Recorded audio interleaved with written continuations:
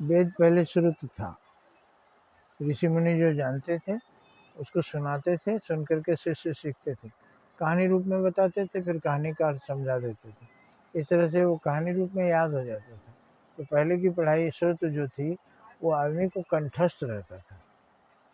अब उसके बाद वेद लिखा, लिपिबद्ध किया वेद व्यास ने, तमाम ऋषियों के पास से ज्ञान को, वेद माने ज्ञान, ज्ञान को इकट्ठा किया, 4 भागों में बांटा। ऋग्वेद विज्ञान है, सामवेद संगीत विद्या है। संगीत का पूरा एक वेद ही है।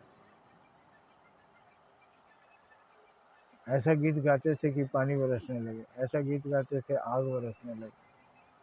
तो ये सब का मतलब ये नहीं है कि गाते थे तो आग बरसने लगता था। वीर रस का गीत गाने से आग भड़कती है शरीर में, शोले भड़कते हैं। उसका अर्थ समझना पड़ेगा। ऐसा गीत गाया किसी के दुख का कि लोगों के आंसू बहने लगे। हरिश्चंद्र के का गीत गाए, राणा प्रताप का गीत गाए, जो उन्होंने दुख सहा, तो वो बातें सुनकर आंसू बहने लगते हैं। ये मतलब हुआ उसका।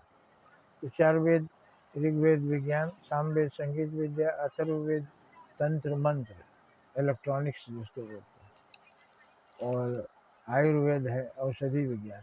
ये 4 वेद है। अब एक एक वेद का बहुत महत्व है। मतलब हमारे यहाँ वेद में जो औषधि विज्ञान है, आयुर्वेद, आयुर्वेद जीवन को बचाने वाला पूरा वेद है। उसका हम अध्ययन करें तो चिकित्सा जगत में चमत्कार हो जाएगा। लेकिन हम पढ़ते ही नहीं, वो जो पढ़ते हैं उसका अर्थ ही नहीं निकाल पाते। कुछ कुछ निकाल पाते हैं तो उसका परिणाम होता है।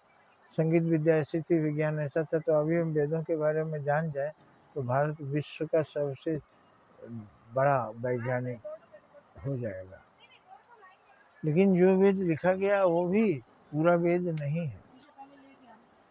वेद असल में पूरा लिखा ब्रह्मा जी ने और उसको इस धरती पर गिरा दिया। उसका मतलब क्या है?